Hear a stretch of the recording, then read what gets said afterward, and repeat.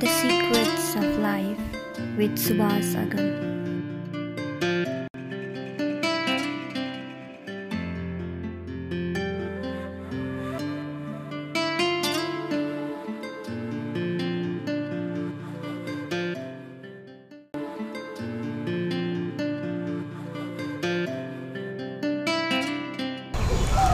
नमस्कार समादरणीय दर्शकवृन्द, स्वधर्म टेलिभिजनको प्रस्तुति द सिक्रेट्स अफ लाइफमा हजुरहरूलाई स्वागत गर्न चाहन्छु। हामी पोखरामा छौँ। हाम्रो पार्श्वमा रहेका ढुङ्गाले बनेका घरहरू देख्दै हुनुहुन्छ। यी ढुङ्गाको आकार भएका घरहरूले पोखराको चाहिँ परिचय दिन्छ। हामी चोरी रम्घामा जन्मनुभएका आदिकवि भानुभक्तको बारेमा आज केही कुरा बुझ्ने प्रयत्न गर्दैछौँ। भानुभक्त को परिवारबाटै एकजना सदस्यलाई लिएर भानुभक्तकै रगत, उहाँकै सन्तान, उहाँको पलातीसँग उहाँको बारेमा केही संवाद गर्नेछौँ। उहाँको परिवारको बारेमा केही बुझ्नेछौँ। उहाँको जीवनको कति पक्षहरूलाई हामी उजागर गर्न सक्छौँ। मेरो साथमा हुनुहुन्छ हरिनाथ आचार्यजी, आदिकवि भानुभक्तका पलाती। आउनुहोस्, उहाँलाई स्वागत गरौँ। कार्यक्रममा स्वागत छ बुवा हजुरलाई। नमस्कार। साह्रै खुसी लाग्यो हजुरलाई हाम्रो कार्यक्रममा पाउँदा बुवा। सन्चै हुनुहुन्छ? सन्चै छु। हजुरको उमेर कति भयो? म 80 मा लागेँ। 80। ए, हजुर भानुभक्तका पलाती। हजुरको सम्बन्ध ठ्याक्कै भानुभक्तका कुन चाहिँ छोराको सन्तान, यो अलिकति त्यो ठ्याक्कै त्यो हाँगो बताइदिनुहोस् त। अब भानुभक्त श्रीकृष्णका छोरा नाति हुनुभयो। हो। त्यसपछि उहाँको छोरा रमानाथ हुनुभयो। रमानाथको छोरा देवी भक्त हुनुभयो। देवी भक्तको छोरो म कान्छो हरिनाथ आचार्य। अनि भानुभक्तका छोराहरू कतिजना छोरा? भानुभक्तका छोराहरू एकजना मात्रै, रमानाथको छोरा 2 जना। ए, भानुभक्तको 2टा छोरा मध्ये एकजना छोरा मरेको के भन्ने सुनेको हो होइन? अनि एकजना त बितिहाल्नु भयो, एकजना रमानाथ रहनुभयो। रमानाथका सन्तानहरू कति हुनुभयो? रमानाथका 2टा परिवार। हजुर। जेठीपट्टि 5 भाइ छोरा। ए, भानुभक्तका 2 के रमानाथका 2टा परिवार। हजुर। 2टा परिवार मध्येमा एउटा परिवारपट्टि 3 भाइ छोरा, एउटा परिवारमा 1 भाइ छोरा रमानाथका। जेठीपट्टिको हाँगो हाम्रो भयो। हजुर। कान्छीपट्टिको हाँगो मेरो कान्छी बुवाको भयो। जेठीपट्टि 4 बहिनी छोरी उहाँका र 3 भाइ छोरा। 1 भाइ छोराको कुनै भएन, संस्कारै भएन। त्यसपछि मेरो बुवाको संस्कार भयो र साइलो बुवा उहाँको संस्कार त भयो। उहाँको पनि 2टा श्रीमती। पहिलाको श्रीमती बितेर एउटी छोरी पाएर उहाँ छोरी मेरी साइले आमा बित्नुभयो। त्यसपछि उहाँ काठमाडौँमा गएर जागिरीमा लाग्नुभयो। जागिरीमा लाग्दा उहाँ बिचारी हुनुभयो। बिचारी भइसकेपछि उहाँ अदालतमा जागिरी हुनुहुन्थ्यो। अनि अब अदालतको कुरो भयो, त्यहाँ मुद्दा मामिला पर्ने भए। अनि एउटा त्यस्तै ठुलै केसको मुद्दाको फैसला गरेर श्री 3 महाराजलाई, उबेला श्री 3 महाराज भन्ने चलन हो, उसलाई सुनाउन पर्ने त्यो प्रतिवेदन। त्यो प्रतिवेदनमा न्यायाधीश के अरे त्यो बेलाका डिट्ठा भनौँ, अहिलेका न्यायाधीश। हजुर। डिट्ठाले के भनिन्छ भने तपाईँ बोल्न पनि चतुरै हुनुहुन्छ, राम्रोसित वाचन गर्न पनि सक्नुहुन्छ। हजुर। ल तपाईँले श्री महाराजलाई यो प्रतिवेदन सुनाउनुहोस् भनेछन्। हुन्छ भनेर प्रतिवेदन सुनाउनु भयो श्री 3 महाराजलाई। सुनाइसकेपछि श्री 3 महाराजले के भन्नुहुन्छ त भने, तिम्रो पदवी के अरे? म बिचारी। उतापट्टि हेरेर तिमी डिट्ठा आइलो ल आजबाट डिट्ठा बिचारी बिचारी डिट्ठा लौजा ऐन मुखैमा भएको नाम राणाहरूको त्यसरी 21 वर्षको उमेरमा डिट्ठा हुनुभयो मेरो साइले भयो। अनि उहाँले दोस्रो बिहा गर्नुभयो। दोस्रो बिहा गरिसकेपछि अनि एउटा छोरो जन्मिएर सानैमा कर्म नगरिकन बित्यो। अर्की छोरी हुन्छ, उहाँका छोरीपट्टिका सन्तान छन्। त्यसपछि अब मेरो बुवाकोतिर हामी 4 भाइ छोरा छौँ। जेठो बद्रीनाथ, माइलो सूर्यनाथ, साइलो मुक्तिनाथ, काइलो विश्वनाथ र कान्छो महरीनाथ। अनि कान्छो पट्टको बुवामा जेठा सुदर्शन, माइला लक्ष्मीनाथ र कान्छो गोपीनाथ। यति हामी 5, 3, 8 भाइ गरेर 8 भाइ सन्तानका छोराहरू हाम्रा मध्येमा एउटाको सन्तान हुनुहुन्न। कान्छोपट्टि बुवाको छोराहरूको अरूको हाम्रो सन्तान छ। त्यसमध्येमा मेरा 3 भाइ छोरा, 3 बहिनी छोरी। हजुर हजुर हजुर हजुरको पालोमा चाहिँ नाथ नाम राखिएछ। भानुभक्तको पालोमा चाहिँ भानुभक्त थियो। उहाँका छोराहरू पनि भक्तै रहनुभयो। उहाँका छोराहरू नाथमा रहनु। उहाँहरूको छोराहरूको नामको बिचमा नाथ। भानुभक्तको छोरा रमानाथमा जानुभयो। रमानाथको छोरा देवी भक्तमा जानुभयो। फेरि भक्त। देवी भक्तको छोरा महरीनाथ। फेरि नाथ। अनि हजुरका छोराहरूको फेरि भक्त।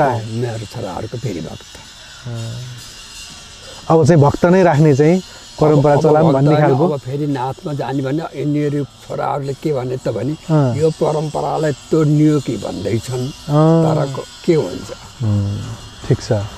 बहुत खुसी लाग्यो बाबा हजुरसँग चाहिँ अब भानुभक्तका सन्तान भनेपछि हजुरलाई देख्दाखेरि पनि कतै भानुभक्तलाई नै देखिरहेको छु कि भानुभक्त हजुर जस्तै हुनुहुन्थ्यो कि हैन। भानुभक्तको केही न केही त अनुहारमा, हजुरको अनुहारमा केही न केही त त्यो झल्को होला पक्का पनि। हामीले भानुभक्तलाई त देखिएन। त्यो कारणले पनि हजुरसँग भेट्न खोजेको। अब अलिकति चाहिँ भानुभक्त त हामीले देखिएन, तस्बिर पनि त्यो काल्पनिक तस्बिरहरू मात्रै छन् हैन। सामान्यतया हामीले जानेको भानुभक्त नामैमा भक्त थियो। उहाँ एउटा चाहिँ भक्तिधारको महान ग्रन्थ रामायणलाई चाहिँ नेपालीमा उल्था गरेर नेपालीहरूको जनजनमा मनमा बसाल्ने गरेर चाहिँ त्यो लेखिदिनु भयो। सारा नेपालीले गाए हैन, आजसम्म गाइरहेका छन्। भानुभक्तलाई सम्झेर के भन्नुहुन्छ हजुरले? के चाहिँ उहाँको बारेमा सुन्नु भएको छ? भानुभक्त सानैदेखि मेधावी हुनुहुन्थ्यो। सानैदेखिको उहाँले फुटकर रचना गर्नुहुन्थ्यो र उहाँलाई एउटा अब भन्न त सानैदेखि मेधावी भए पनि बिचमा आएर कुनै पनि कवि केही घटना नभइकन, कुनै घटना नपरिकन कवि हुँदैनन् भन्ने कहानी छ, कहावत छ। त्यही कहावतलाई लिएर एउटा घाँसीसित भनौँ उहाँको यो घाँसीको नाम चाहिँ थाहा छ कि छैन रे बुवा? घाँसीको नाम उनी के अरे उनी ब्राह्मणै हुन्। कुमाई थारका ब्राह्मण हुन्। अब यहाँ हजुरलाई मैले भन्दा फेरि सत्य मैले कुरो अलिकति फरक ढङ्गले बिसाउन लाएँ। हुन्छ। मेरी 5वटी फुपूमा सबभन्दा जेठी फुपू विष्णुमाया देवी हुनुहुन्छ। हजुर। उहाँ कस्तो हुनुहुन्थ्यो त भनेदेखि सानैदेखि भानुभक्तको पुरै रामायण वाचन गर्ने। बुवाले रमानाथले वाचन गरेको सुन्ने र आफूले पनि वाचन गर्ने। उहाँमा त्यस्तो शक्ति थियो। उहाँको विवाह भयो लमजुङका अधिकारीसँग। उहाँ लमजुङको र हाम्रोमा चाहिँ अलिकति के संस्कार छ भने लमजुङ अलिकति माथि र तनु तल्लो भएको हुँदा लमजुङमा धेरै धान नहुने, हाम्रो तनुमा चाहिँ चुदी फाँट भन्ने ठुलो फाँट छ, तपाईँले पछि गएर देख्न सक्नुहुन्छ। त्यहाँबाट प्रशस्त धान हुने। अनि उहाँलाई विवाह भइसकेपछि जब घर पठाइयो, घर पठाइसकेपछि उहाँकी सासूले 2-3 दिनपछि लर धान देखाउनु भएछ। धानका भकारीहरू देखाउन नि, हाम्रो घरमा कस्तो धान छ, तेरो घरमा कस्तो छ भनेर लिएर गइसकेपछि सबै देखाउनु भएछ। 5-7वटा भकारीमा कोदो, एउटा भकारीमा मात्रै धान। हाम्रो तैँले उहाँकै इन्द्रबिल्ली मसिनो भन्ने खान्थी छ अरे, हाम्रो इन्द्रबिल्ली मसिनो यही हो भनेर कोदालाई देखाउनु भएछ, कोदा भकारी। र त्यसपछि उहाँ दङ्गो पर्नु भयो। 16 वर्षसम्म पहिला 16 वर्ष होइन 16 दिनसम्म पहिला बिहा गरेपछि राख्ने चलन थियो। 16 दिन कटेर आएपछि माइतमा आएपछि आमासित बुवासित भन्न नसकेर आमासित के भन्नुभएछ त भने कस्तो ढेँडो खाने ठाउँमा दिएछौ, त्यो साह्रै नै खतम ठाउँ रहेछ, ढेँडै मात्रै खान पर्ने।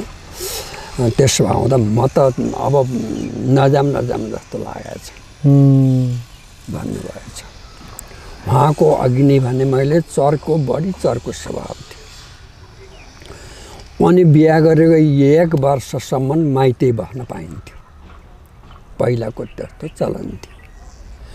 जब माइत बसिसकेपछि 1 वर्षपछि अब दिन गरेर घर जानुपर्ने समय आयो। समय आएपछि उहाँले के भन्नुभएछ त बुवा आमालाई दुइटैले राखेर, यदि मलाई घरै पठाउने हो भने मलाई खान पुग्ने चामल कुटेर पठाऊ, मात्र म जान्छु, नत्र म ढेँडो खान जान्न भनेर भनेपछि ल भाइ हो त भनेर धान कुटेर इन्द्रबेली मसिनो त्यो खेतको हाम्रो चुदी फाँटको सबैभन्दा राम्रो र पूजा खाना हुने असल धान कुटेर 5-7 जना मान्छेलाई लगाएर पठाइदिनु भयो। उहाँ गएपछि के भन्नुभएछ त भने सासू त यो मलाई मात्रै खाना ल्याएको हो, मैले एउटा मानी कसौडी पनि ल्याइछु, त्यसै पकाएर मैले खाने हो, तपाईँहरूले खान पाउनुहुन्न भनेपछि हुन्छ खा भनेर छोडिदिने भएछ। कहिले कहिले अलिअलि दुलालाई पनि दिने, नत्र आफैले खाने गर्दा गर्दै दुला पनि अलिअलि पढ्नुमा रहेछ। काठमाडौँ गएर बिचारीसम्म हुनुभयो। बिचारी भयो यही बखतमा 2-3 वर्ष उहाँसित भत्ता फेरि एउटा छोरी मात्रै जन्मियो। त्यो जन्मिएको 11औँ दिनको दिन छोरीलाई त्यस्तै अचानक व्यथा लागेर बित्नु भएछ। अनि उहाँले के भन्नुभएछ त भनेदेखि यो छोरीलाई कसैले नछो, यहाँ सानो बच्चालाई कहाँ राख्ने ठाउँ छ, त्यहाँ मै बोकेर जान्छु, कसले खन्न पर्छ खन्ड्या हो, म त्यही पुर्छु र मेरो आफ्नो माइत जान्छु, म फर्किँदैन तिमीहरूको घर भन्नुभएछ। र अनि लौ त भनेर एउटा मान्छेले लगाएर उहाँको ससुराले पठाइदिनु भयो। पठाइदिएपछि त्यो बच्चालाई त्यहीँ खनेर त्यहीँ पुर्नु भयो। त्यहीँबाट घरै नगइकन त्यहीबाट सरासर चोरी आउनु भयो। यतापट्टि बाआमा अब छोरी सुत्केरी हुँदैछ, सबभन्दा जेठी छोरी। अब छोरीले ल्याउनु पर्यो सुत्केरी भएपछि भने त अचानक वहीँ पुग्नु भयो। बाआमा दङ्ग पर्नुभयो। के भयो भनेर सोद्धा यसो भयो जुन मैले पहिलाको कहानीमा त्यो कहानी भनेपछि तेरि त चोखेर आउनु पर्ने थियो नि त भनेर बुवा आमाले भन्दा पनि म भित्र पस्दिनँ, तिमीहरूको एउटा कोठा दिए त्यहीँ बस्छु, कति दिन बार्न पर्छ छोरीको आशा छ भनेर त्यहीँ बसेर उहाँले त्यहीँ बस्नुभयो। त्यसपछि त्यो लमजुङ उहाँ जाँदै जानु भएन। नगइसकेपछि उहाँ माइतै बस्नुभयो। यो कहानीको सम्बन्ध कहाँको कुरासँग छ बुवा? यो कहानी चाहिँ जुन बताउँदै हुनुहुन्छ हजुरले, अहिले मैले जुन भन्दैछु, जसलाई भानुभक्त भनियो उहाँको सम्बन्ध लिएर आएर म यहाँ अहिले भन्दैछु। हजुर हजुर। अनि पहिला त पढ्न नपाइने, पढिहाले पनि बनारसी गएर पढ्ने, हजुर हजुर, कता कति पढ्न पाइने, फेरि अलिकति पढेर केही अलिकति गर्छु भन्ने हो भने उति बेला राणाकाल शासन, उनीहरूले उनको उसमा जाँच्यो, यो ठिक छ भन्ने भयो भने मात्रै उनीहरूले केही गरिदिने, सहयोग गर्ने अथवा जाहेर दिनुपर्छ अथवा पण्डित बनाउनुपर्छ, के गर्नुपर्छ गर्ने। उनीहरूको सहयोगमा पुग्न सकिने भने पहिलाका जति विद्वान थिए पहाडतिरका त्यसै अलपत्र पर्ने बस्ने त्यस्तो चलन थियो। र उहाँले मेधावी पहिलेदेखिको हुँदाखेरि पनि त्यो बेलाका राणाहरूले त्यति उहाँलाई उ गर्न सकेनन्। अन्तिममा के भयो त भने उहाँको विवाह धनञ्जय पाल्पामा जागिरी हुनुहुन्थ्यो। अब अहिले कसैले केही भन्छन्, कसैले केही भन्छन्, तर पहिलाको जुन कहानी हो, पाल्पामा खरदार हुँदाखेरि उहाँले अलिकति रकम तिर्नु पर्ने रहेछ सरकारलाई। त्यो नतिरेको हुँदा त्यो रकम छोरालाई पनि समातेरबाट तिराउनु पर्ने, दाखिले गर्न पर्ने त्यस्तो रहेछ। र अनि भानुभक्तलाई समातियो र काठमाडौँ दिल्ली बजारको नक्खु जेलमा लगेर राखियो। उहाँलाई यतापट्टि भानुभक्तलाई त मेरी फुपूले, जेठी फुपूले देख्नु भएन, तर उहाँको रामायण, लिखट रामायण प्रशस्त पढ्नुहुन्थ्यो, कण्ठ थियो। बुवा सँगसँगै भन्ने कण्ठ। तिनै फुपू जो चाहिँ त्यो छोडेर आउनु भएको थियो, जो चाहिँ छोडेर आउनु आफ्नो घर छोरीलाई गाडेर आएकी फुपू। अलि चर्को स्वभावको हुँदा बुहारीहरूसँग मिल्न नसक्ने, मै नै हुँ सर्वे सर्वा भन्ने बुहारीहरूलाई पनि उहाँले अलि दबाबमा राख्ने भएको हुँदा अनि मेरो बुवाले के भन्नुभएछ भने अब काठमाडौँमा भाइ डिठ्ठा भयो दिदी, तपाईँ यहाँ बस्न सक्नु भएन।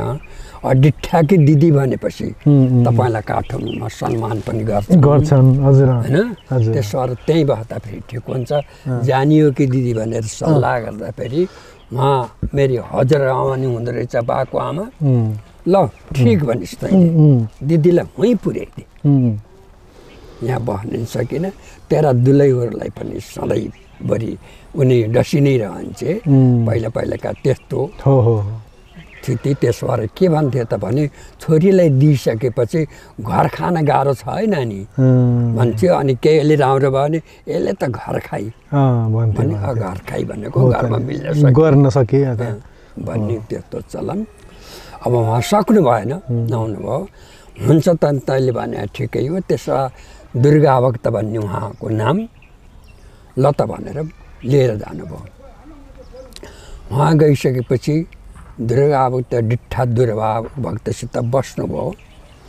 बसे पनि ती दुर्गाभक्तकी दुलैलाई, डिठ्ठिनीलाई मै नै हुँ, मेरो भाइ हो, त मैले जे भने त्यही मान्नुपर्छ भन्ने उहाँ पनि डसी नै रहने।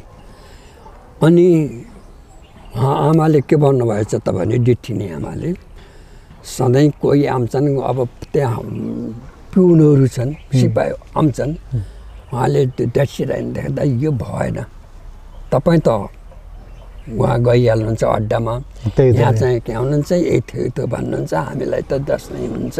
त्यसो भएर के गर्ने होला भनेर सल्लाह गर्दा त्यसो भए दिदीलाई कतै राख्न पर्ला भन्ने उहाँको सोच भएछ। र उहाँ फर्केर आएपछि आमाले सुनाएपछि ल दिदी तपाईँ उहाँ पनि त्यति भाउजूहरूसित मिल्न सक्नु भएन, यहाँ आएर अब मेरी दुलै डिठिनी भाइ छ उहाँसित पनि तपाईँ अलिकति मिल्न सक्नु भएन।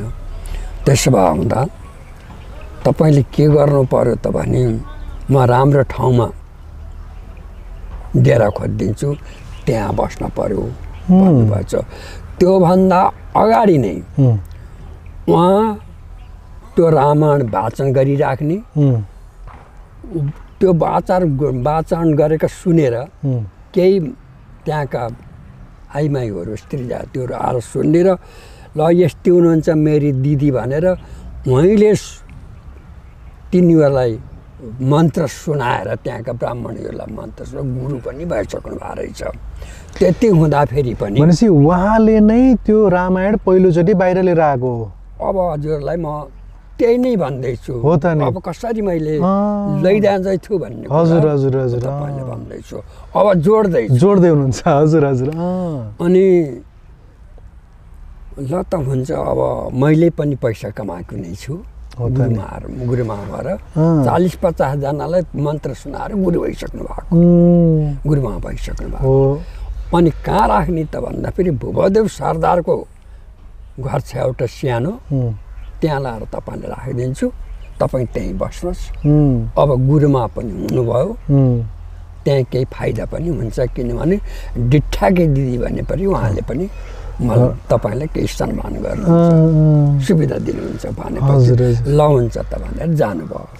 र उहाँ गएर बसेपछि बिहान जुरुक्क उठे, नुहाइधुवाइ गर्ने, अनि पलेटी कस्ने, अनि बुवाले लेखेको हजुरबाले लेखेको रामायण बालक काण्डबाट सुरु गर्ने।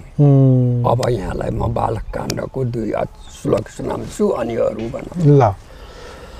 एक दिन नारद सत्यलोक पुगी गया, लोकको गरौँ हित भनी, ब्रह्मा ताई थिया पर्या चरणमा, खुसी गराया पनि। क्या सोध्छौ तिमी सोध भन्छु म भनी, मर्जी भयो थियो जसै, ब्रह्माको करुणा बुझेर ऋषिले बिन्ती गर्यो त्यसै। हे ब्रह्मा शुभ छन् शुभाशुभ शुभै, सुनिरहेको छु कछु, बाँकी छैन तथापि सुन्न अहिले, इच्छा म यो गर्दछु। आउला जब यो कली बखतमा, प्राणी दुराचार भई, गर्ने छन् सब पाप अनेक तरहका, निष्कामतिमा गई भनेर यसरी बालकाण्ड सुरु गर्नुहुँदो रहेछ। र अनि भवदेवका ती जुन नोकर्नी हुनुहुहरू छन् उनीहरूले सुन्दा रहेछन्। र अनि यो के भन्छन् यी गुरुमा भनेर सुन्न जाँदा यो रामायणको गाथा हो, मेरो हजुरबाले लेख्नु भएको, त्यसद्वारा म यो पाठ गर्छु भनेर भनेपछि लौ न त बजे हामीलाई पनि सुनाउनु छ भनेपछि उहाँले सुनाइदिनु भएछ। अनि उनीहरू बिहानै उठे, भवदेव सरदारको सबै पुछपाछ गरे, भवन सबन होइन, पुछपाछ गरिसकेपछि अब त्यहाँ बजेले अब राम्रा राम्रा श्लोक भानुभएको गाथा गाउनुहुन्छ रामचन्द्रको भनेपछि आउने र 3-4 जना बसेर सुन्ने, उहाँले सुनाउने। सुनाएको त्यस्तै 10-15 दिन पछि के भनेछन् त ती सुसारीहरूले भन्नु, अहिले यहाँ जुन सानो घरमा ल्याएर हामीले राखेका छौँ त्यहाँ कि बजै त साह्रै विद्वान हुँदो रहेछ, यस्तो गाथा गाउनुहुन्छ। उनीहरूले श्लोक भनेनन्, यस्तो गाथा गाउनुहुन्छ, रामायण हो भनेर रामचन्द्रको गाथा गाउनुहुन्छ। अनि हामी त सुनम लाग्छ र ल हात जोडो भन्नुहुन्छ, हामी त फुलपाती लिएर बस्छौँ, बजेले भन्नुहुन्छ सुनिन्छ, यति राम्रो छ हजुर सरदारनी साहेब भनेर भवदेवकी सरदारनी दुलैलाई उनीहरूले भनेछन्। अनि भवदेव सरदारलाई ती सरदारनीले सुनाइछन्, अहिले ल्याएर राख्या डिठ्ठा दुर्गाको त डिठ्ठाको दिदी त यस्तो पो हुनुहुँदो रहेछ त भनेर कस्ती रहेछ न भन्छु त। ओ रामायण रामचन्द्रको गाथा गाउनुहुन्छ अरे, अति राम्रो भन्नुहुन्छ अरे नेपालीमा। त्यसो भएर हाम्रो सुसारे गएर सुन्दा चाहिँ तिनीहरूले आएर मलाई भनेका लौ न त्यो सुन्ने उपाय हजुरले पनि गरी बसियोस्। अब उहाँ पहिला त राणाहरूका त बसियोस्, खाइ बसियोस्, आइ बसियोस् भन्ने चलन। अब हाम्रो त्यस्तो चलन नै।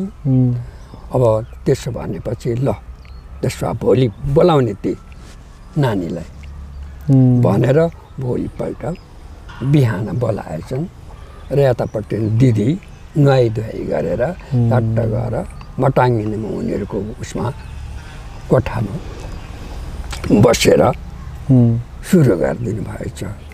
भवदेव सरदार दङ्ग पर्छन्। यो कहाँबाट कसरी कसरी सुन्नुभयो तपाईँले भने यो मेरो बाजे भानुभक्तले लेख्नु भएको हो। बाजेलाई त मैले देखिनँ, मेरो बुवाले पनि यही नै पढ्नुहुन्छ बिहान उठ्ने बित्तिकै र पूजापाठ गर्नुहुन्छ र उहाँको मुखबाट मैले वाचन पनि गर्छु, केही पनि पढेकी छु। उहाँले हो यो त साह्रै अपारको कुरा भयो।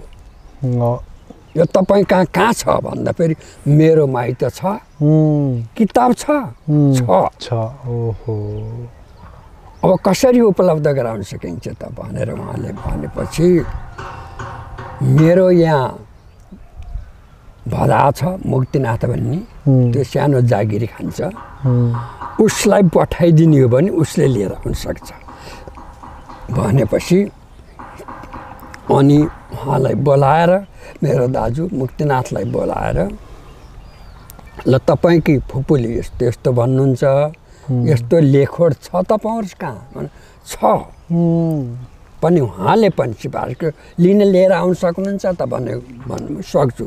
त्यो बेला भदौ मासको बेला थियो, जरीको बेला। यस्तो बेला तपाईँ जान सक्छु भनेपछि उहाँलाई त्यो बेलाको पनि 100 रुपियाँ आते जाते बाटो खर्च दिएर हजुर पठाउनु भएछ भवदेव सरदारले। अनि उहाँ तनुमा आएर लिएर जानुभयो। 3-4 दिन लाग्ने हिँडेर जाँदा। त्यही बिचमा मैले यस्तो यस्तो मान्छे, यस्तो यस्तो कविता लेखेको मान्छे ग्रन्थ यहाँ राखे लिन पठाएको छु, उहाँलाई म आउँदैछ त्यो ग्रन्थ सबैले हेर्न पर्यो भनेर जुन के अरे कस्तो नाम आएन यो सूर्यमणि कस्तो आएन अहिले नाम भनिए त्यो बेलाका विद्वान फेरि अहिले सम्झिनु भएन भनौँला उहाँलाई नि अरूलाई नि राखेर बोलाएर त्यहाँ वाचन गर्न लाउनु भएको छ। किताब पुगिसकेपछि सबैले हेर्नुभएछ, ओहो मोतीराम भट्ट अहिले आयो। ए मोतीराम भट्टको कुरा गर्नुभयो। ए म त कसको कुरा गर्नु खोज्दै। मोतीराम भट्टले त त्यसलाई चाहिँ भानुको बारेमा बताउने नै मोतीराम भट्ट हुनुहुन्छ भनेपछि यो त अमूल्य चिज रहेछ।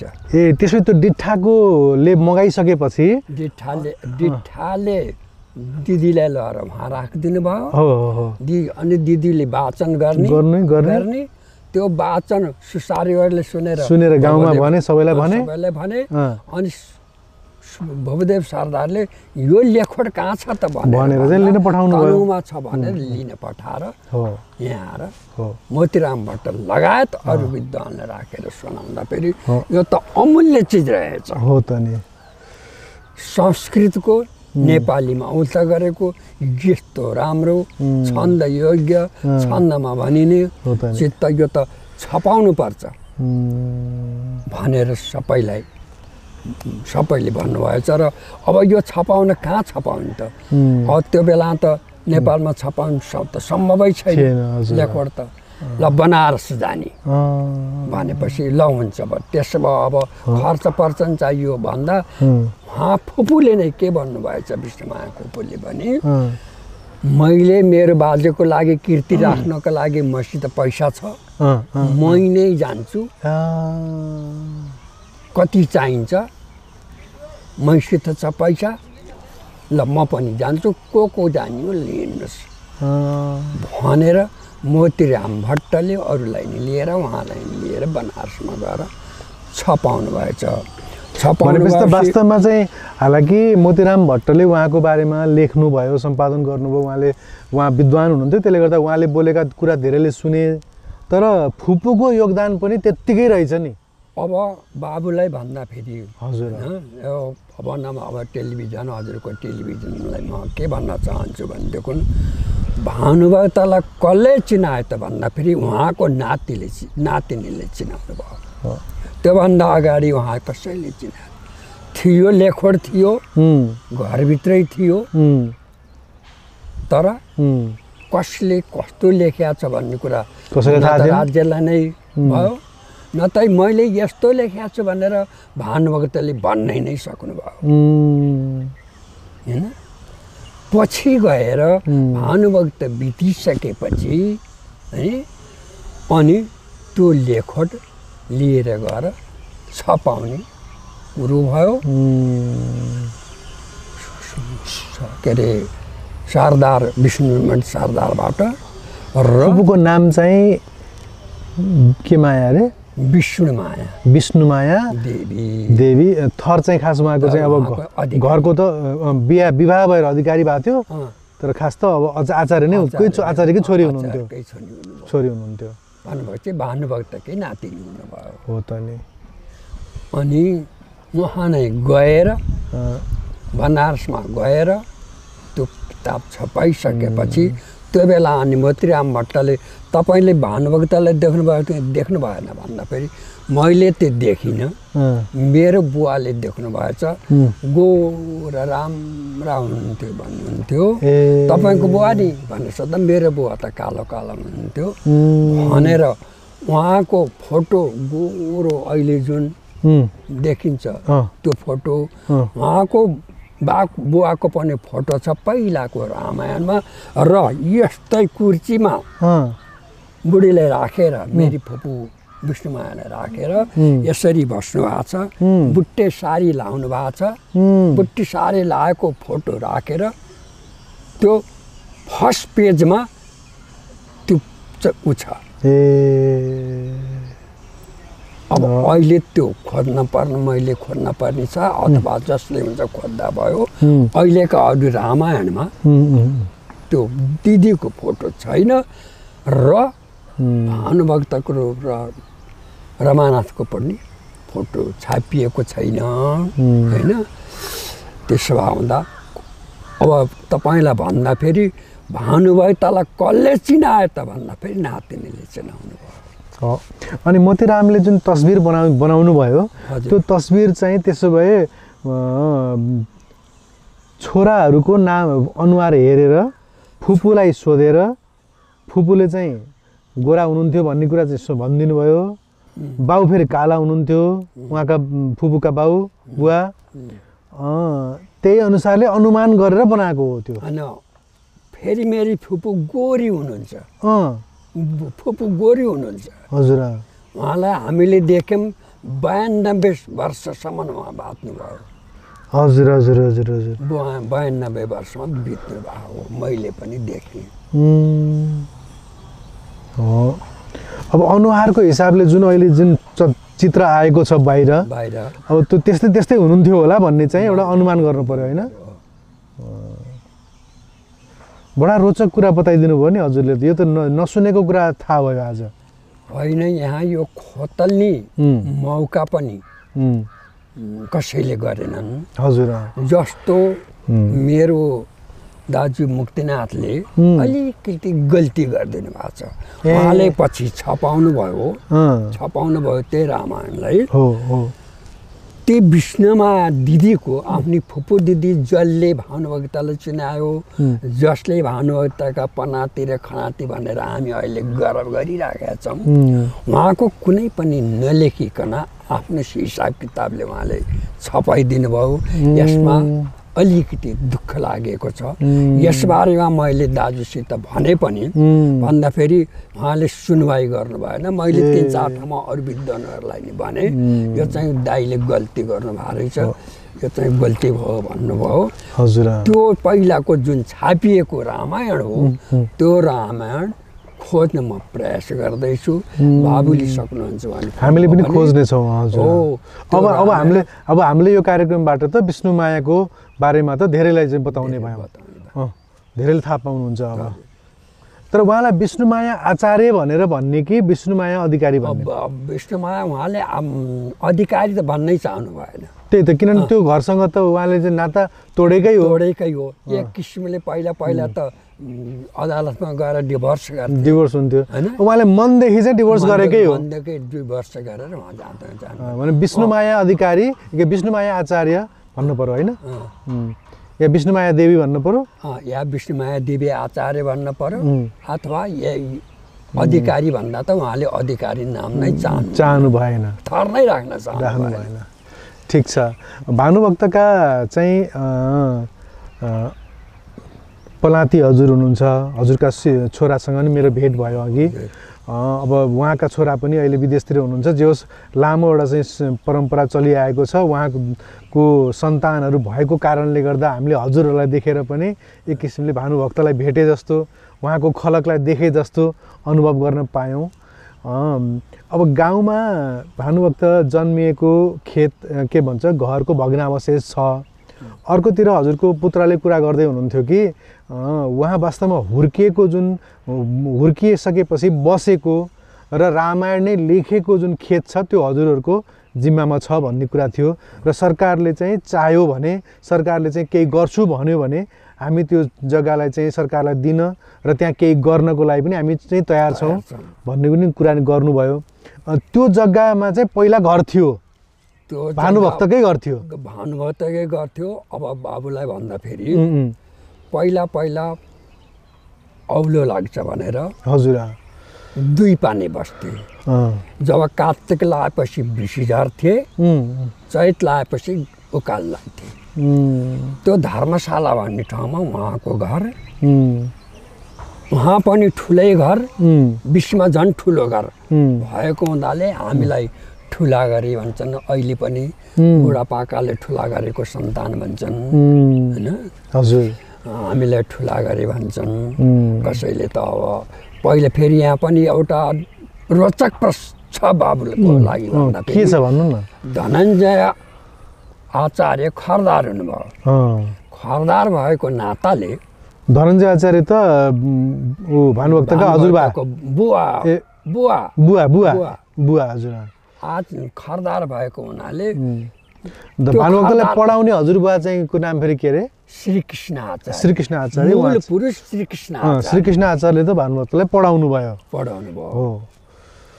अनि उहाँको छोरा खरदार धनञ्जय खरदार हुनुभएको हुँदा खरदारका खलक भनेर हाम्रो बाबुलाई सम्म पनि खरदारहरू भन्थे। माइलो खरदार, कन्छ खरदार भन्थे। पछि गएर मेरो जुन अलिकति गल्ती गर्नु भने जुन दाजु मुक्तिनाथलाई, उहाँले पनि अब हाम्रो यो खरदार चाहिँ जोगाउनु पर्छ भनेर 16 के अरे जनगणनाको समयमा खरदार अस्थायी खरदार पदवी लिएर 2-3 वर्ष काम गर्नुभयो र उहाँलाई मुक्तिनाथ खरदार पनि भनिन्छ। तर उहाँले खरदार भए पनि उहाँका छोराहरूलाई अथवा हामीलाई खरदारका भाइ भन्दैनन्, भानुभक्तकै छोरा नाति। बिल्कुल, त्यो त भानुभक्तको नामले नै हजुरहरूको त गर्व र गौरव छ नि त्यो त होइन। त्यो गौरवलाई किन छोड्नु पर्यो र होइन र।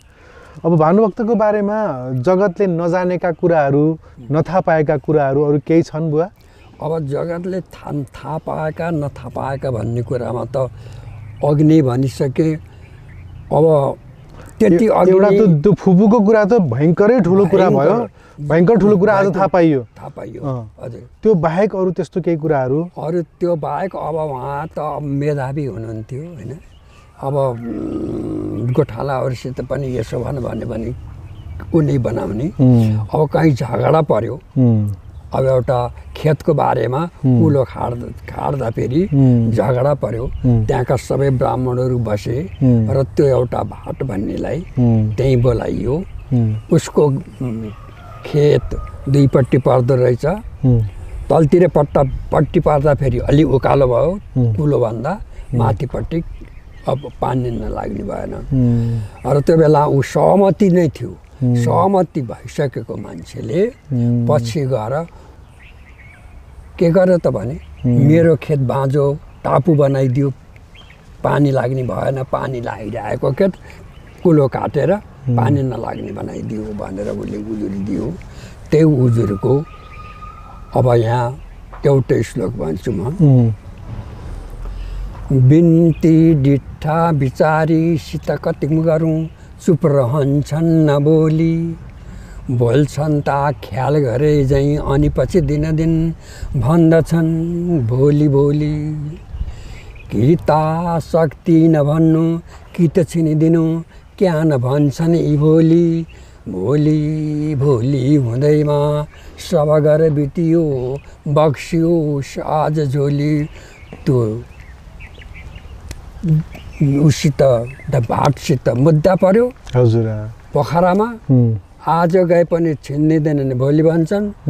यसो फेरि भोलि बच्यो फेरि भोलि भन्छन्। भोलि भोलि भन्दा भन्दै हैरान दिएर उहाँले डिट्ठालाई लेखेर त्यो भनेको चाहिँ काठमाडौँ, ऊ बेला काठमाडौँ भनिन्थेन, नेपाल भनिन्थ्यो। नेपालका कमान्डर इन चिफलाई चढाइदिनु भयो। त्यही श्लोकले गर्दा उहाँले जित्नु पनि भयो।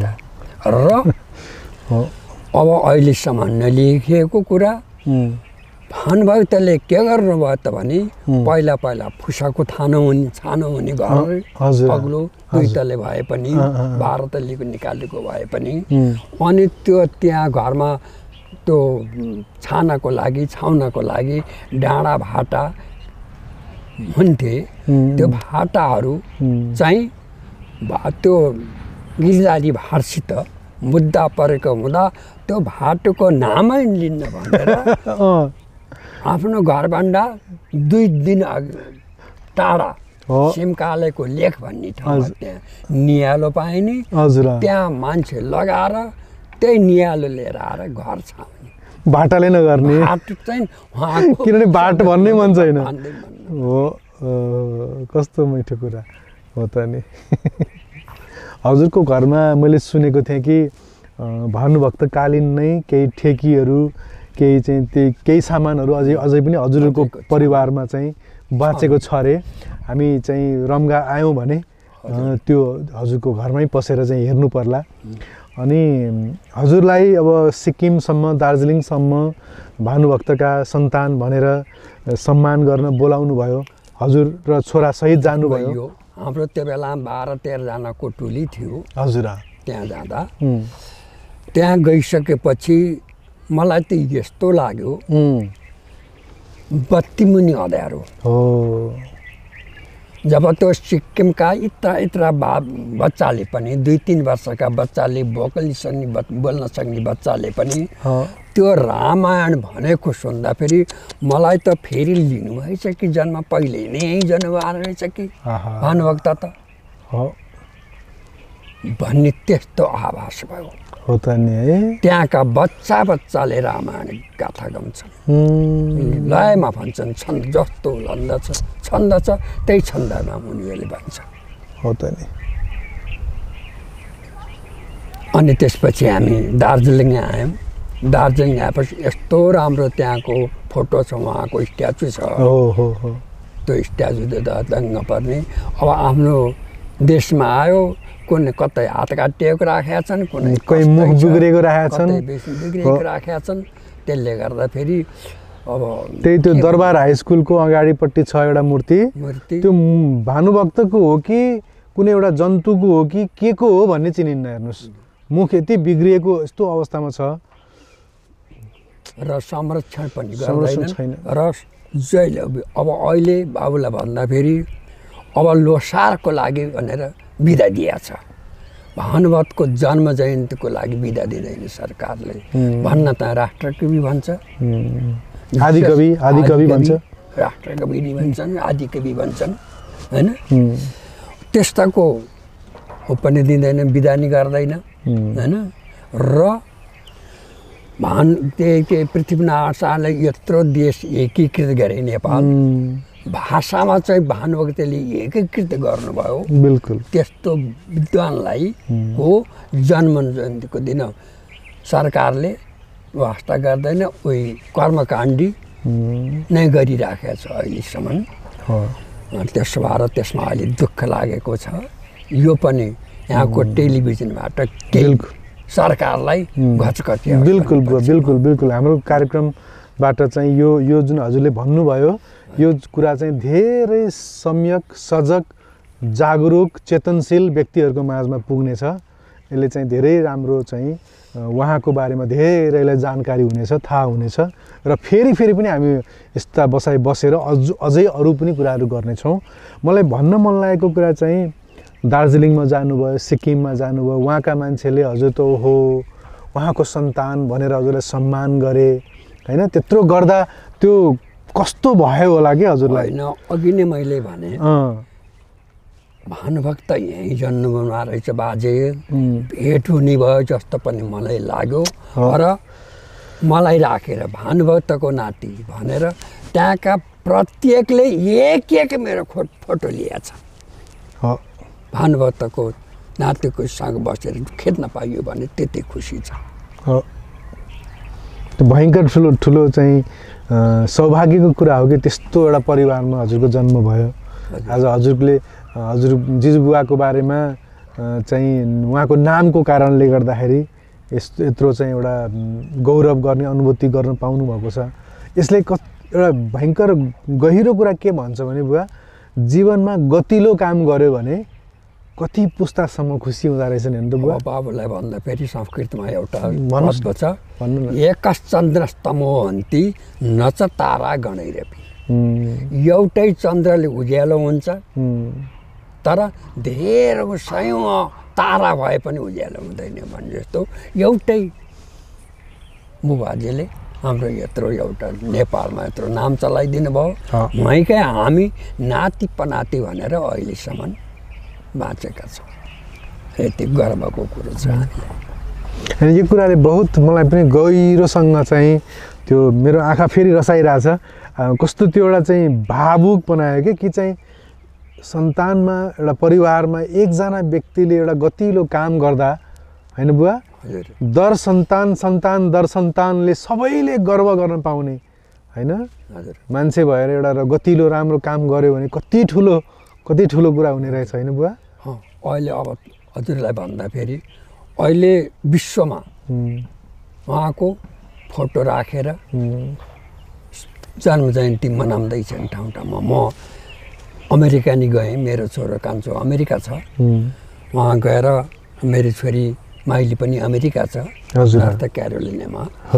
त्यहाँ जन्म जयन्तीको बेलामा बोलाएर भानुभक्तको पनाति आउनु भएको छ अरे भनेर उनीहरूले भने। तर त्यो बेला त्यस्तै त्यहाँको परिस्थिति भएर म जान सकिनँ। अब आउँदा फेरि तपाईँ जन्म जयन्ती मनाउने गरेर आउनुहोस् है बुवा भनेर धेरैले भनेका छन्। ल म आएँ भने त्यसमा मनाउनुका भनेको छु। हुन्छ बुवा, साह्रै खुसी लाग्यो मलाई हजुरसँग संवाद गर्न पाइयो, हजुर जस्तो व्यक्तित्वलाई भेट्न पाइयो। मतलब भानुभक्तलाई देखिएन, फोटो मात्र देखियो, तर हजुरलाई देख्दाखेरि पनि मेरो अगाडि भानुभक्त नै हुनुहुन्छ भन्ने चाहिँ अनुभूति भयो मलाई पनि। यहाँलाई जुन अनुभूति भयो त्यसो अनुभूति गरेकोमा मलाई धेरै धेरै खुसी छ र धन्यवाद पनि छ। र यहाँ मैले त देखिनँ आफ्नो जिजुबाजेलाई भने यहाँले देख्न पाउने भन्ने कुरै होइन। तैपनि जुन यहाँले भन्नुभयो, जुन यहाँले मलाई देखेर जुन खुसी हुनुभयो, उहाँ तपाईँभन्दा म धेरै खुसी छु। किनभने यो टेलिभिजनले प्रसारण गरिदिनु भयो, मैले सबै जनतालाई सुनाउन पाउने भएँ, लोकले सुन्ने भयो। लोकको गरौँ हित भन्ने त बुवाकै छ होइन, लोकको गरौँ हित हेर्ने। मेरो आँखा रसाको रसाइ छ बुवा, हजुरलाई देख्दाखेरि उहाँलाई देखे जस्तो भयो। एउटा महान भक्त कवि जसले चाहिँ रामायणलाई नेपाली जनताको माझमा पुर्याइदिनु भयो, देशलाई चाहिँ राष्ट्रिय रूपमा भाषिक एकीकरण गरिदिनु भयो। त्यस्ता महान पुरुषलाई सम्झिन पाइयो आज हजुरको कारणले। साह्रै खुसी लाग्यो बुवा। हजुरको चाहिँ विश्वासै आयु होस्, हजुरको स्वास्थ्य होस्, फेरि पनि भेट गर्न पाइयोस् हजुरसँग। भगवानले राम महापुरुषले जन्म के अरे आज्ञा दिनुभयो भने पाइन्छ। सबभन्दा पहिला म बाबुलाई के चाहन्छु भने रमगाईमा जानुपर्छ। हाम्रो रमगा कस्तो रहेछ, घर तिनको तनहुँ त बेसी चुनियो, गाउँ छ रमगा भनी हेर्नै पर्छ। यसमा अलिकति हुन त यहाँले अन्यथा नठान्नु होला। विश्वेश्वर प्रसाद कोइरालाले भानुभक्तको ठाउँमा कुनै हालतमा पनि म जानुपर्छ भनेर उहाँले भन्नुहुन्थ्यो अरे। त्यही पुरा गर्नको लागि गिरिजाप्रसाद कोइराला प्रधानमन्त्री हुँदाखेरि चुदी बेसीमा आउनुभएको छ। हो होइन, हाम्रो यो कार्यक्रमबाट बुवा हामी यो देशलाई सांस्कृतिक तरिकाले, धार्मिक तरिकाले, आध्यात्मिक तरिकाले एकीकरण गर्नको लागि अर्को एउटा अभियानमा चाहिँ यसरी हिँडिरहेका छौँ। र देशका साधु सन्तहरू जसले प्रेम बाँड्नुहुन्छ होइन, कविहरू जसले कविताबाट प्रेम बाँड्नुहुन्छ, महान कविहरू, महान व्यक्तित्वहरू, महान सन्तहरूका कुराहरू सुन्दै देशलाई चाहिँ एक किसिमले एउटा प्रेमको नयाँ बन्धनमा बाँध्नको लागि यो कार्यक्रमको चाहिँ सुरुवात गरेर हिँडेका हौँ। त्यही भएर हजुरको आशीर्वाद रह्यो भने हामीले यो कर्ममा पनि सफल हुनेछौँ बुवा। अवश्य सफल हुनेछ। हजुर। अब हाम्रो एउटा भन्दै विषय वा प्रसङ्गले अरू अर्थ नलागे पनि अब कृष्ण भगवान त लेख्नु भएकै छ, यदा यदा हि धर्मस्य ग्लानिर्भवति भारत अभ्युत्थानम् अधर्मस्य तदात्मानं सृजाम्यहम् परित्राणाय च साधूनां विनाशाय च दुष्कृतां धर्म संस्थापनार्थाय सम्भवामि युगे युगे। यो पनि एउटा अकाट्य वाचन हो। युग युगमा चाहिँ धर्मको स्थापना हुन्छ, हामी त्यसमा चाहिँ लाग्नै पर्छ। बिल्कुल हुन्छ बुवा, धेरै धेरै धन्यवाद हजुरको समयको लागि।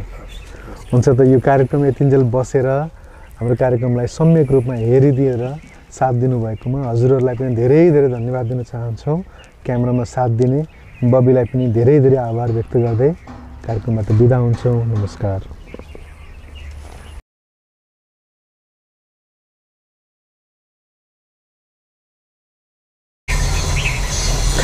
संवादको क्रममा हामीसँग भानुभक्तका आदिकवि भानुभक्तका पनातिसँग कुरा गरिसकेपछि उहाँका पनि पुत्र अर्थात् भानुभक्तका खनाती होइन त, खनाती प्रदीप भक्त आचार्यजी पनि हुनुहुन्छ। उहाँसँग पनि उहाँ अहिलेको नयाँ पुस्ताको भएको हुनाले उहाँसँग भएका सम्झनाहरू, उहाँले भन्न चाहेका कुराहरू पनि अलिकति राखौँ भनेर उहाँलाई पनि कार्यक्रममा प्रस्तुत गर्दैछौँ। उहाँ एसओएस बालग्राम स्कुलका निर्देशक हुनुहुन्छ। आउनुहोस् उहाँलाई स्वागत गरौँ। कार्यक्रममा स्वागत छ हजुरलाई पनि। नमस्कार, धन्यवाद।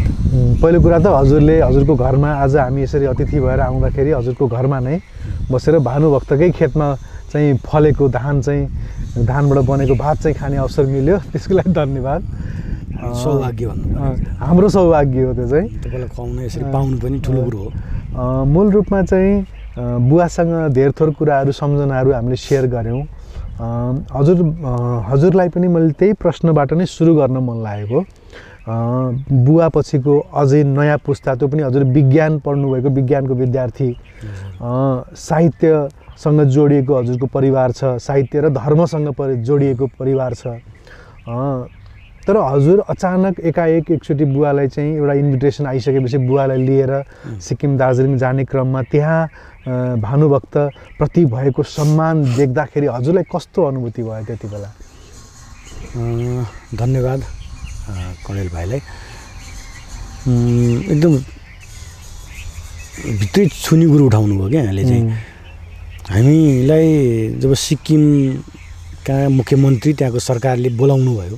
हजुर तपाईँको सपरिवार आउनु भनेपछि बुवा र आमा हुनुहुन्थ्यो, त्यसै ठुली आमा मेरो काइल ठुली आमा हुनुहुन्थ्यो, अनि जेठो ठुलो बाको ठुलो दाजु भाउजू हुनुहुन्थ्यो, अनि त्यसपछि माइल ठुलो बाको छोरो दाई हुनुहुन्थ्यो, श्रीभक्त दाई र केदार भक्त दाईहरू हुनुहुन्थ्यो। हजुर उहाँलाई लिएर म सिक्किम गएँ। यहाँबाट गइसकेपछि हामीलाई मैले साधारण एउटा निम्तो होला उसलाई चाहिँ भानु जयन्ती अवसरमा बालाई चाहिँ पनाती भएको नाताले बोलाएका होलान् भन्ने सोच भयो। गइसकेपछि जब हामी काकटभित्तैमा पुग्ने बित्तिकै सीमानमा पुग्ने बित्तिकै उहाँबाट गाडी पठाउनु भएको रहेछ, लिन भनेर आउनुभयो उहाँहरूले हामीलाई 2टा गाडीमा लिएर जानुभयो। अनि ससम्मानपूर्वक गेस्ट हाउसमा सम्मानितपूर्वक राख्नुभयो।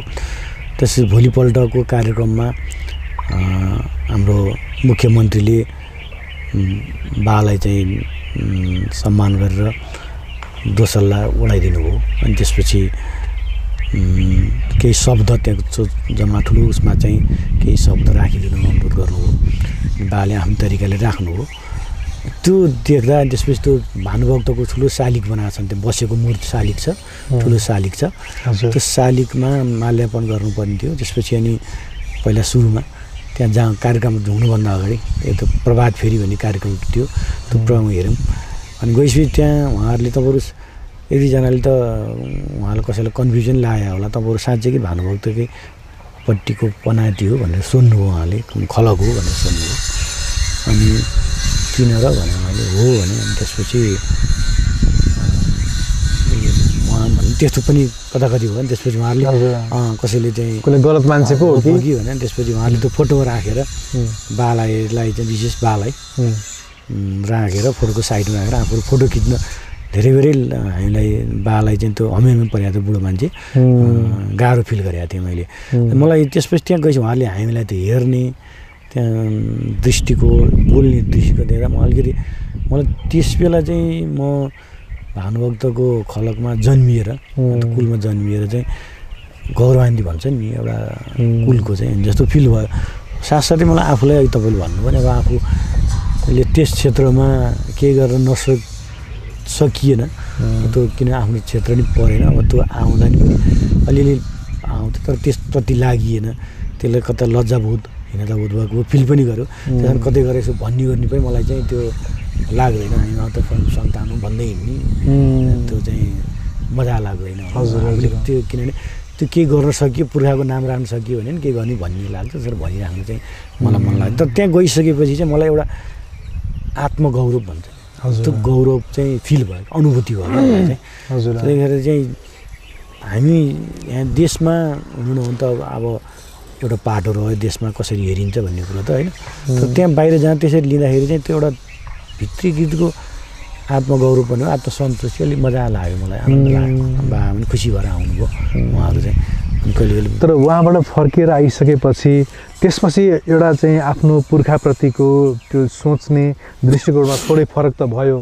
हजुर यत्रो SOS बालग्राम जस्तो एउटा ठुलो चाहिँ स्कुलमा एउटा बहुचर्चित विश्वव्यापी रूपमा बहुचर्चित स्कुलमा हुनुहुन्छ, एउटा निर्देशकको रूपमा यहाँ पनि विद्यार्थीहरूलाई शिक्षामा सेवा गरि नै रहनु भएको छ। त्यो अर्थपूर्ण कर्म त हो नै, तथापि भानुभक्तकै लागि पनि त्यसपछि केही गर्ने केही सोच भयो भएन अथवा अवसर मिल्यो मिलेन, के भयो? धन्यवाद सरलाई। मलाई यो फिल चाहिँ अवश्य भएको, किनभने फेरि एउटैले गरे पनि नहुने होइन। अनि त्यही सन्दर्भमा एकचोटि व्रतराज दाई भनेको हाम्रो एकजना प्रोफेसर दाई हुन्छ जसले भानुभक्त सम्बन्धी काम धेरै सोधखोज गर्नुहुन्छ। हजुर उहाँले एकजना प्रोफेसर राजेन्द्र सुवेदी जस्तो लाग्छ मलाई त्यतिखेर लिएर आउनु भएको थियो। अनि म कहाँ बस्नु भएको थिएँ, आज जहाँ तपाईँहरू म कहाँ बस्नुभयो त्यहीँ बस्नु भएको थियो। बेलुकी एक रात मसित खानपिन गरेर बस्दा मैले यो रिक्वेस्ट गरेको थिएँ उहाँलाई, के भनेको थिएँ सायद म तपाईँलाई पनि त्यही भन्छु। मैले देखेर अलिकति मलाई उमेर त बुझेको कुरो चाहिँ के भने मान्छेको जीवनमा दुईवटा पाटा हुन्छन् कि, एउटा मान्छेले बाल्यकालमा चाहिँ को अनुभूति, बाल्यकाल कस्तो हुर्काइ छ उसको पछिको युवा अवस्था पनि त्यही अनुसारको विकसित भएर जान्छ। अनि मान्छेले सम्झने बाल्यकाल नै हो कि मान्छेले चाहिँ कहीँ गएर सपनामा देखिने, कहीँ गएर आत्मा रमाउने ठाउँ भनेको तपाईँ अन्तःकरण कहीँ देख्नु भने आत्मा जहाँ बाल्यकाल हुर्के त्यहीँ गएर रमाइलो लाग्छ क्या हामीलाई। बिल्कुल है।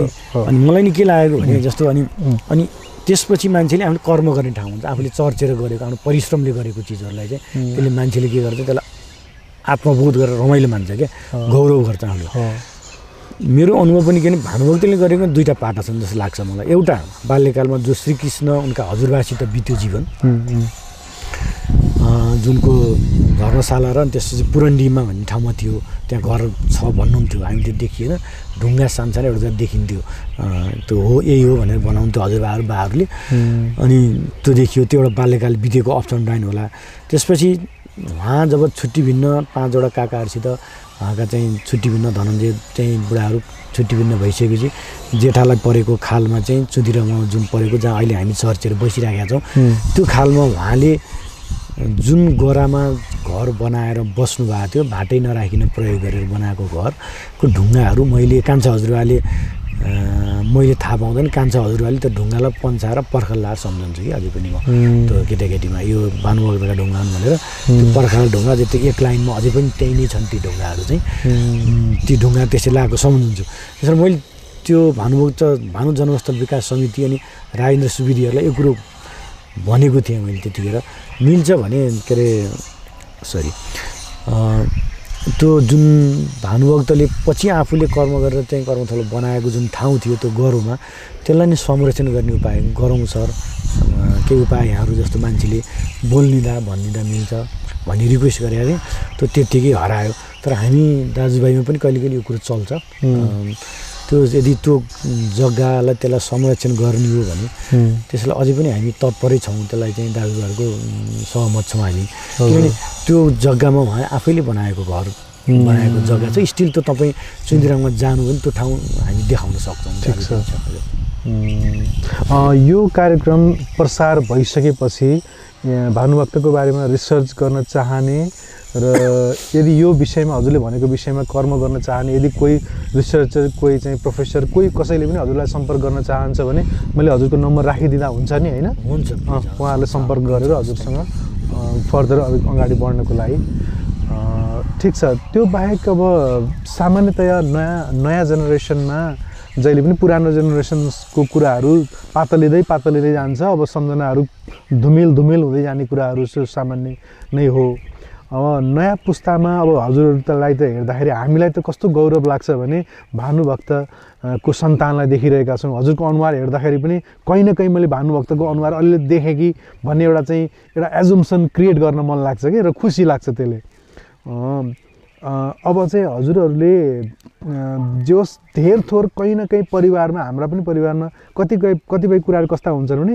यस्तो भएको थियो नि तिमीलाई थाहा छ भने कहिले आमाले भन्नुहुन्छ कहिले बुवाले भन्नुहुन्छ कहिले अङ्कलले काकाले केही न केही पुराना कुनै न कुनै जेनेरेसनका कथाहरू केही न केही कुराहरू सुनाइरहनु भएकै हुन्छ हजुरसँग चाहिँ भानुभक्तका केही कुनै उहाँको जीवनको कुनै एउटा टुक्राको केही सम्झनाहरू केही चाहिँ सुन्नुभएको छ भने भानुभक्त सम्बन्धीमा त एक्ज्याक्ट त मलाई त्यति याद भएन तर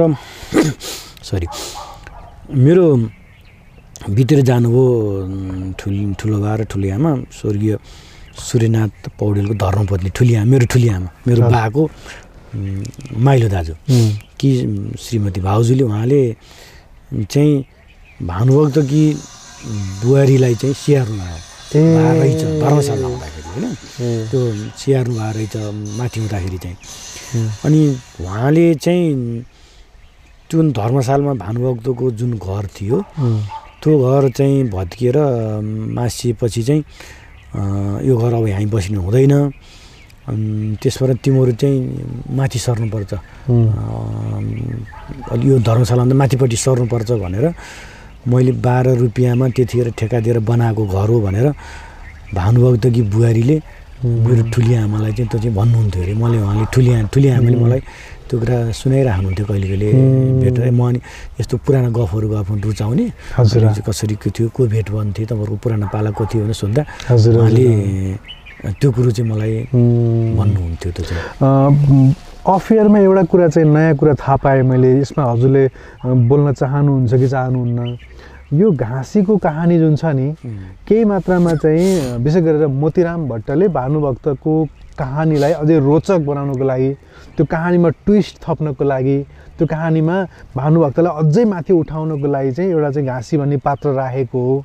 नत्र भने त्यो समयमा घाँस कसले किन्थ्यो होला र कसले काटेर घाँस बेच्थ्यो होला र, किनभने आज पनि त कसैले घाँस किन्दैन नर्मल्ली, घाँस त जहाँ तहीँ सजिलै भेटिन्छ र त्यो जमानामा त घाँस किन्ने त परम्परा पक्का पनि थिएन होला भन्ने एउटा एजुम्सन छ। यसलाई चाहिँ कसरी हेर्नुहुन्छ हजुरले?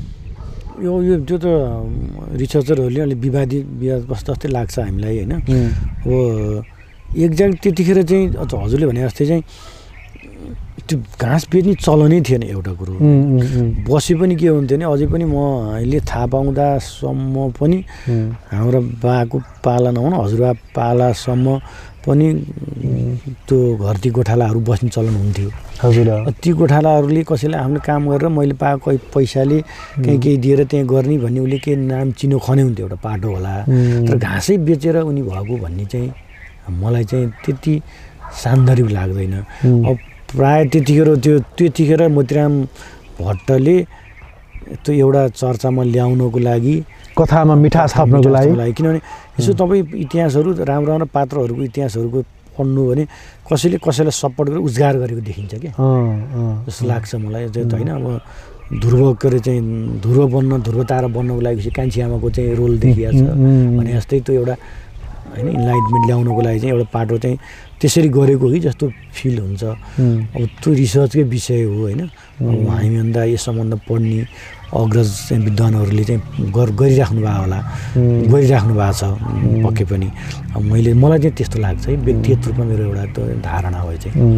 हजुर यो एसओएस स्कुलको निर्देशक पनि हुनुहुन्छ। एसओएस स्कुल भन्दा नि एसओएस बालग्राम भन्छ। बालग्राम भन्छ, यसको बारेमा अलिकति बताइदिनुहोस् न। एसओएस बालग्राम भन्छ, एसओएस बालग्राम अन्तर्राष्ट्रिय हो। यो चाहिँ 1949 अस्ट्रियाको इम्स भन्ने सहरबाट चाहिँ यो चाहिँ सुरुवात भएको हो। त्यहाँबाट सुरुवात भएको। त्यहाँ चाहिँ यसको प्रोफाउन्डर चाहिँ डक्टर प्रोफेसर हर्माइनर हुनुहुन्छ।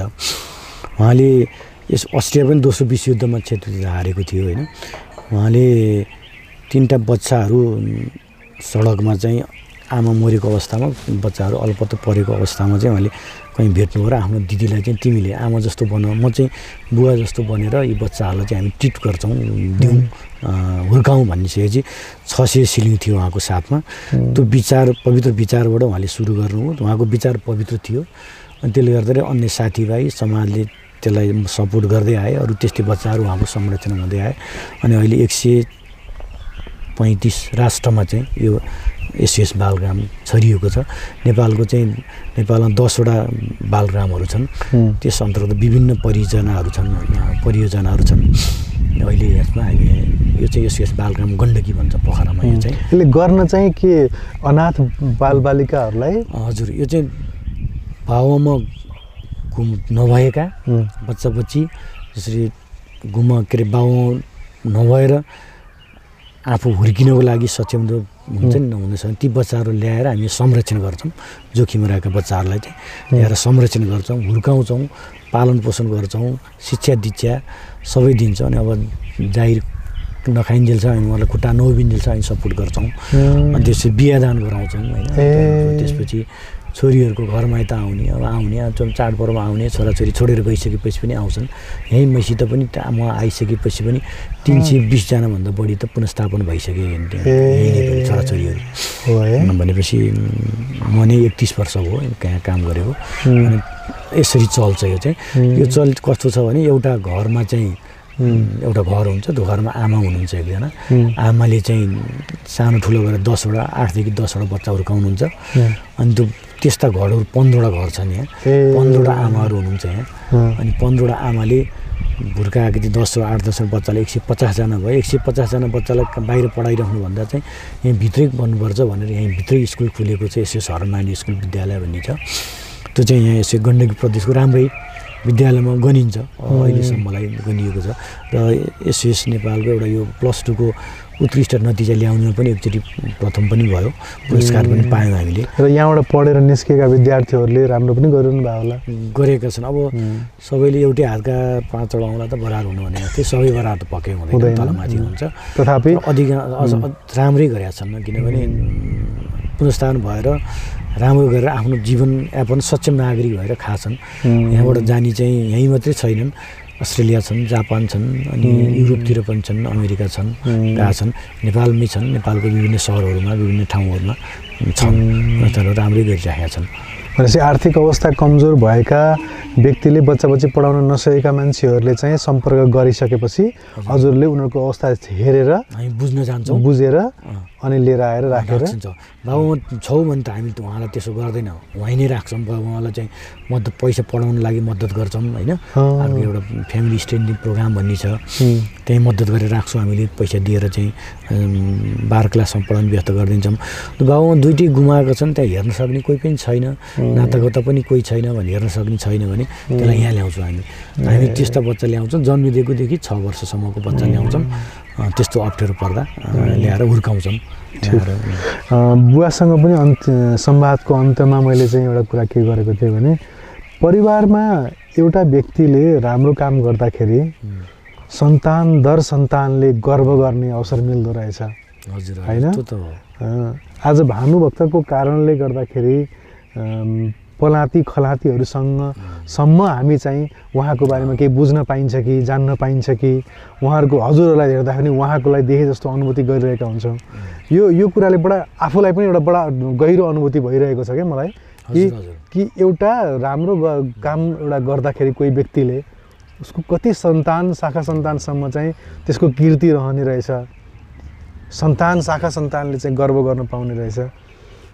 कस्तो अचम्मको अनुभूति भइरहेको छ क्या हजुरसँग भेट्दाखेरि। मलाई नि अहिले तपाईँले त्यो भनेपछि त्यो फिल चाहिँ मैले भने नि गइसकेपछि अनि त्यो एउटा किसिमको चाहिँ फिल चाहिँ भयो क्या मलाई पनि।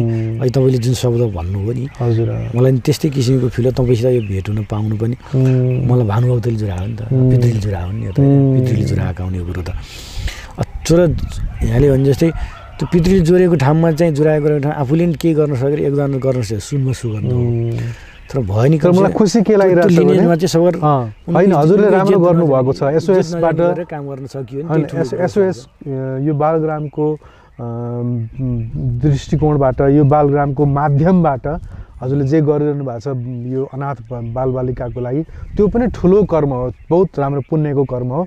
त्यसको लागि साधुवाद छ हजुरलाई। होइन त्यो त तपाईँले भन्नुभयो, त्यो त यहाँको महानता हो। तर म किनभने यहाँ पढेको, म सामाजिक सेवा भने मैले पैसा दिएको छ नि त, संस्थाले पैसा दिएको छ नि त, म त्यो त बसेको छैन। मैले काम गरेर मैले त्यो काम गरेको छु, त्यस कारण मैले त्यसको लागि त्यो मैले योगदान गरेँ अनि भन्नु पर्दैन। होइन ठिक छ, कमसेकम हजुरले एउटा मासु पसल खोल्न पनि सक्नुहुन्थ्यो, यहाँ बसेर पैसै पाएर भए पनि सेवा गर्नु चाहिँ ठुलो कुरो हो कि राम्रो काममा आउनु। तर चाहिँ त्यो डेफिनेटली हो, किनभने हामी यो संस्थामा बहुत पुण्य खालको कम्युनिटी खालको संस्था छ। हजुरले श्रम पनि त्यहाँ खनाइरहनु भयो जहाँबाट के राम्रो भइरहेछ। त्यो किन अहिले तपाईँले भन्नुभयो नि त, त्यो चाहिँ डेफिनेटली हो, पैसाले किनेर पाइँदैन। किन आफूले यहाँ मसित जो हुर्केर आयो नि बच्चाहरू, उनीहरू जब फर्केर आउँछ नि त्यो जस्तो आएर सेटिस्फाइङ फिलिङ होइन, आएर उनीहरू चाहिँ बसेर उनले सेयर गरेको दुःख सुख त्यो जस्तो तपाईँ घरौँ दिन किन्न सक्नुहुन्न। त्यो चाहिँ त्यो जति आनन्द त मैले पाउँदिनँ, मलाई त्यति फिल चाहिँ हुन्छ। त्यो त तपाईँले भने सही नै हो, जाहिरले पनि दिँदैन। त्यो त I feel proud that I am working SOS भन्ने चाहिँ लाग्छ। बहुत खुसी लाग्यो हजुरसँग यो छोटो समयमा हजुरसँग एउटा बडा घनिष्ठ एउटा पारिवारिक नै सम्बन्ध भएको जस्तो अनुभूति भयो मलाई पनि। हजुरहरूले समय दिनुभयो। मिठो भानुभक्तकै खेतमा भुर्केर बढेको धानको चामलको खाना पनि खुवाउनु भयो, मिठो खाना खुवाउनु भयो। हजुरको यो भातृत्व, यो चाहिँ सान्निध्यता, यो हजुरको हस्पिटालिटी सबैको लागि एकदम आभारी छु। Thank you very much for your time. हस्, यहाँलाई पनि जुन समय मलाई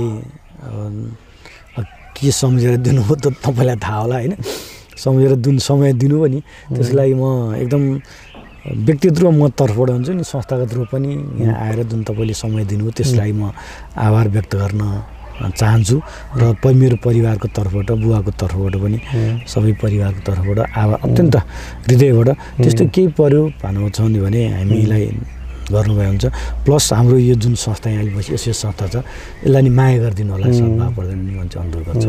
अन्तमा हजुरलाई आग्रह चाहिँ के छ भने हजुरहरूको परिवार भनेको यो सानो भाग्यले हजुर यो परिवारसँग जोडिनु भएको छैन, त्यसले गर्दा हजुरको नयाँ जेनेरेसनलाई कमसेकम हजुरहरूले चाहिँ एउटा खालको आचार्यहरूको एउटा कुलहरूको सबै एउटा राम्रो मिटिङ गरेर हुन्छ कि कसरी हुन्छ कि हजुरहरूबाट आचार्य परिवारबाट एउटा नयाँ जेनेरेसनले भानुभक्तको लागि चाहिँ यति ठुलो काम गर्यो है, यो चाहिँ एउटा बहुत राम्रो काम भएछ है आचार्यहरूको परिवारबाट, यत्रो ठुलो चाहिँ लेगेसी बोकेको परिवारबाट भन्ने अपेक्षा चाहिँ हामी सबैलाई हुन्छ। त्यो चाहिँ अपेक्षा मैले हजुरलाई राख्न चाहेँ। हजुर किनभने सबल पनि हुनुहुन्छ र हजुर पढे लेखेको पठित पनि हुनुहुन्छ, त्यसले गर्दा हजुर जतिको चेतनशील व्यक्तिहरूबाट हामी चाहिँ त्यो अपेक्षा चाहिँ गर्छौँ। हस्, धन्यवाद। Thank you very much. तर्फबाट सक्ने सहयोग हामी बिल्कुल र केही पऱ्यो भने मैले मद्दत पारेँ यहाँलाई फोन गर्न सक्छु। स्योर। ल thank you very much. Thank you, धन्यवाद। हुन्छ बुवा, ल साह्रै खुसी लाग्यो। हस् त, ल एकचोटि हेरौँ। एक्चुअली त्यो क्वेसन हरेकको माइन्डमा आउँछ कि तिमीहरू पनि एक्चुअली सोच्नु कि भरे बिस्तारमा पल्टिएर म मान्छे भएर किन जन्मियो होला भनेर क्वेसन सोध्नु त आफूलाई होइन। एउटा साथी के छ है, एकदमै जड कुरो खाने, रक्सी खाने, मासु खाने, एकदमै राक्षस जस्तो मान्छे थियो अनि एकचोटि उसलाई